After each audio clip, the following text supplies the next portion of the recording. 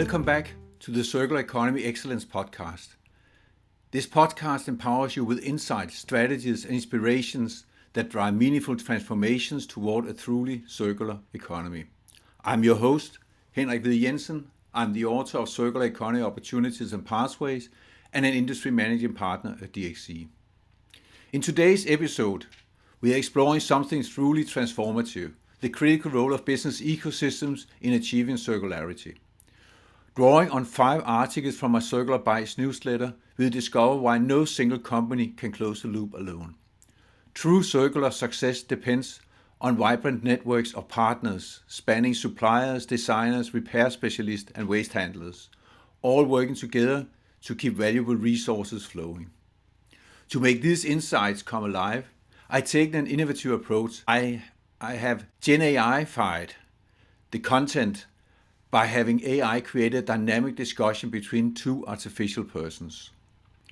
Through their conversations, we'll see how businesses step into different roles, some orchestrate and guide, while others contribute specialized knowledge, supply enabling infrastructure, or complement existing offerings. We'll also spotlight how digitalization empowers real-time data sharing and transparency, accelerating the entire ecosystem's adaptability and efficiency. This episode will show that embracing ecosystem isn't just a good idea, it's the key to unleashing the full potential of circularity.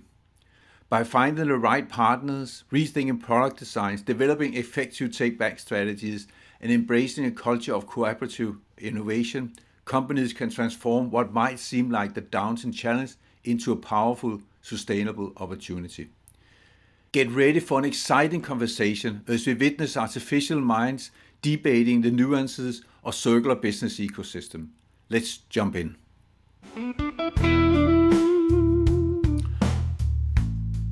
All right, let's dive into this fascinating world of circular economies. Yeah. We're going to be looking at this 5-part series called Navigating the Complexities of Circular Ecosystems from Henrik H. Jensen's Circular Bytes newsletter. Okay. So, moving beyond that old take-make waste to where resources are constantly in play. Right. These articles get into the real nitty-gritty of how that works, and I'm really excited to kind of unpack this with you. Yeah, me too. So it's a complex topic. it is a complex topic. For sure. Even Henrik H. Jensen uses this term, circular ecosystem. Right. And to be honest with you, I wasn't totally clear on what that meant until I really dug into these articles. Uh-huh. What's your take on it? Well, it's fascinating because it challenges that traditional competitive model we often see in business. A circular ecosystem is more about collaboration. Right. It's a network of companies working together to create a closed loop where resources are continuously reused and recycled. It's not just suppliers and buyers either. Okay. Henrik H. Jensen points out that even competitors can be part of this ecosystem. Really? So how does that actually work in practice? In part 2, he uses the example of the fashion industry. Oh. A company like Mud Jeans, for instance, is leasing jeans instead of selling them outright. Wow. When you're done with them, you send them back, and they're either repaired and leased again, or the materials are recycled into new jeans. Wow. They've even partnered with other companies to handle the recycling and the logistics aspects. Okay. It's a great example of how different players can work together to create a closed loop. That's really cool. It makes it a lot more tangible for me. Yeah. But how does that differ from traditional business partnerships? Mm-hmm. It seems like companies collaborate all the time. Right. So It's the depth and breadth of the collaboration. Okay. In a circular ecosystem, the focus is on creating value for all stakeholders involved, not just maximizing profits for individual companies. Right. It requires a level of transparency and trust and shared responsibility that goes beyond typical business transactions. Okay. And Henrik H. Jensen really drives this point home throughout the series. Gotcha. I see the distinction there. Uh-huh. So if we're thinking about these companies joining forces, what are the specific roles they might play? In part 2, Henrik H. Jensen outlines several key roles within a circular ecosystem. Okay. You've got the orchestrator, who's kind of like the conductor of this circular symphony. Interesting. They set the standards, they oversee the operations, Okay. and they ensure everything runs smoothly. Okay. Think of a company like Philips with their lighting as a service model. Right. They own and maintain the lighting infrastructure. Customers just pay for the light they use. Wow. That requires a huge amount of coordination and organization on Philips's part. Yeah, it's almost like they're creating the platform on which the circular economy can function. Exactly. Then you have the contributors, Okay. the specialists who provide essential parts, materials, or services. Right. You mentioned mud jeans earlier. They fit into this role by providing high-quality, durable jeans designed for circularity. Yeah. Yeah. Another great example is Interface, a flooring company that makes carpet tiles from recycled materials. Okay, so they're not necessarily in charge, but they're providing a crucial piece of the puzzle. Right? What about the companies that help get those products back into the loop? That's where the enablers come in. Right. They handle things like reverse logistics, recycling, remanufacturing. Right. Think of companies like the Renewal Workshop, which takes returned clothing from brands like Patagonia and repairs them to be resold. Okay. Without these enablers, the loop wouldn't be closed. Wow, this is starting to paint like a really vivid picture of how this all works together. But are there any other roles that Henrik H. Jensen talks about? Yes, he also mentions complementers Interesting. to enhance the offerings of other players in the ecosystem. Okay. Imagine a company that develops innovative recycling technologies or provides consulting services on circular design principles. So they're kind of like the... They're not directly involved in the production or distribution of goods, Gotcha. but they make the whole ecosystem more efficient and sustainable. They're like the, I don't know, Yeah. facilitators almost. Yeah, you could think of it that way. Yeah, this whole concept is fascinating, Mm-hmm. especially since Henrik H. Jensen even includes consumers in the mix. Absolutely. Right. In part 2, he highlights the role of the consumer as being vital to the success of any circular ecosystem. Oh, wow. Our purchasing choices drive demand for circular products and services. Okay. For example, choosing to lease jeans from Mud Jeans or buying refurbished electronics Right. sends a clear signal to businesses that we support circularity. That's empowering to know. So it's not just about businesses figuring this out. Right. Our choices really have an impact. They do. But it also raises the question, with all these different companies working together, is it even possible for them to stand out? That's a great question, and one that Henrik David Jensen addresses directly in part 3 of his series. Okay. It might seem counterintuitive, Yeah. but excelling within your chosen role can actually be a powerful way to differentiate yourself in this collaborative environment. Oh, interesting. For example, becoming known for leading innovation in your sector, like developing a groundbreaking new recycling technology, Okay. could make you a highly sought-after partner. So it's about finding your niche and becoming the best at what you do within the context of the larger ecosystem. Precisely. This is a lot to take in, but Yeah. I'm already starting to see how circular ecosystems can transform the way we do business. Yeah. And you know what? I'm really looking forward to reading his upcoming book, Circular Economy Opportunities and Pathways for Manufacturers, Manufacturing Renewed. I am too. I have a feeling it's going to shed even more light on this topic. But I'm curious, what are some specific strategies that companies can use to differentiate themselves in this collaborative environment? Well, one key strategy Henrik Jensen highlights in part 3 is owning critical roles. Oh, I'm intrigued. What does that involve? It's about becoming the go-to player for a specific role in the ecosystem. Okay. Think about a company that specializes in reverse logistics for a particular industry. They've mastered the art of collecting and processing products at the end of their life, Right. making them an invaluable partner for any company operating in that space. So it's not just about doing your part. It's about becoming so good at it that you become indispensable. Exactly. That makes a lot of sense. So it's not just about doing your part. It's about becoming so good at it that you become indispensable. That makes a lot of sense. We were talking before the break about how companies can actually stand out within a circular ecosystem. Yeah. It's not about competing in the traditional sense, Right. but more about finding your unique strength and really owning it. Exactly. And it sounds like owning critical roles is one way to do that. Yes. Becoming the go-to expert for a specific part of the process. Uh-huh. But I'm guessing there are other strategies as well. Absolutely. In part 3, Henrik H. Jensen also talks about the power of leading innovation. Okay. This could involve developing cutting-edge recycling technologies or designing products that are inherently more durable, repairable, and recyclable. So it's about pushing the boundaries of what's possible within a circular economy. Yeah. Can you give us an example of a company that's doing this well? Sure. Think of a company like Fairphone. Okay. They're designing modular smartphones that are easy to repair and upgrade, Wow. which extends the lifespan of the product and reduces electronic waste. Oh, okay. That's a prime example of leading innovation in product design for circularity. That's so cool. I love the idea of a phone that you can easily upgrade instead of having to buy a whole new one every couple of years. Right. It seems like this leading innovation strategy really ties into the next one Henrik H. Jensen mentions. Yeah. Developing unique capabilities. You're right. They do go hand in hand. Yeah. Developing unique capabilities means specializing in something that others can't easily replicate. Okay. For example, there's a company called Loop Industries Uh-huh. that's developed a technology to infinitely recycle PET plastic, Wow, infinitely. which is used in everything from water bottles to clothing. Wow, that sounds almost too good to be true. It's a game changer for the plastics industry. It makes me wonder if Henrik H. Jensen discusses the role of technology more broadly in these articles. He definitely does. Okay. Throughout the series, he emphasizes the crucial role that digitization plays in enabling circularity. Mm-hmm. For instance, in part 4, he talks about the potential of digital product passports. Ooh, that's one I've been wanting to dig into. Yeah. I know it's been mentioned, but what exactly is a digital product passport? Imagine a digital record that contains all the information about a product. Okay. Throughout its entire life cycle, Right. from the materials used Mhm. to its manufacturing process, Yeah. and even instructions for repair or recycling. It's like a digital twin for a physical product. Right.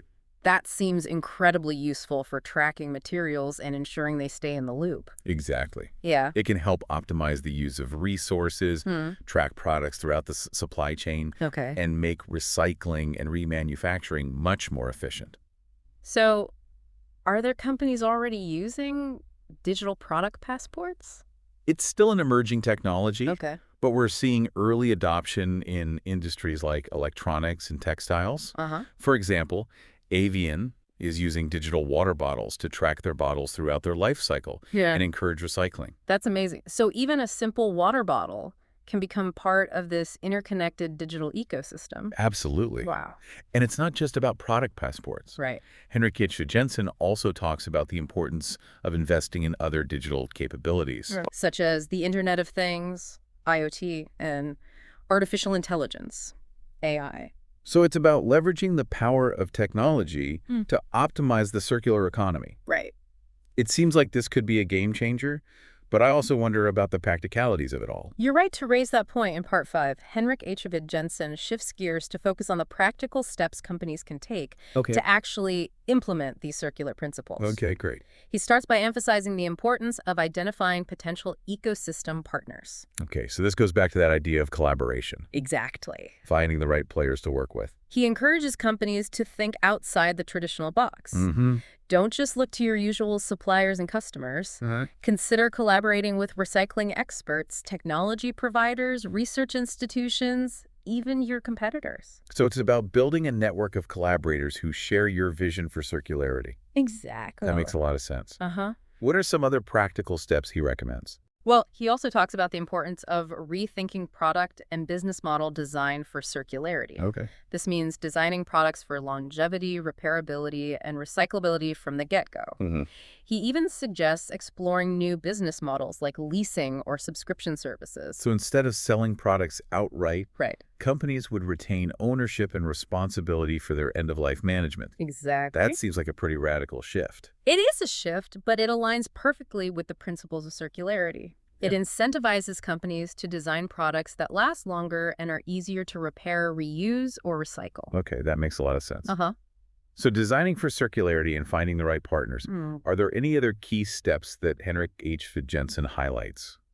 Yes. He also emphasizes the need to develop efficient take-back strategies. Okay. This involves creating a smooth process for collecting products at the end of their life, Okay. whether it's for recycling, remanufacturing, or repurposing. So it's not enough to just make a product recyclable. Right. You also have to figure out how to actually get it back into the loop. Exactly. That seems like it could be a logistical challenge. It definitely can be. Yeah. But there are innovative solutions emerging, such as using digital platforms to connect consumers with recycling facilities Okay. or offering incentives for product returns. This is all so fascinating. Yeah. It's really clear that Henrik Eichfeld Jensen has put a lot of thought into the practicalities of making circularity work. He has. But I'm curious, does he talk about the role of company culture at all? He absolutely does. Okay. In fact, he dedicates a significant portion of Part 5 to discussing the importance of embracing a cultural shift. Oh, what does that involve? It's about fostering a company culture that champions collaboration, innovation, and sustainability. Okay. This means educating employees about circularity,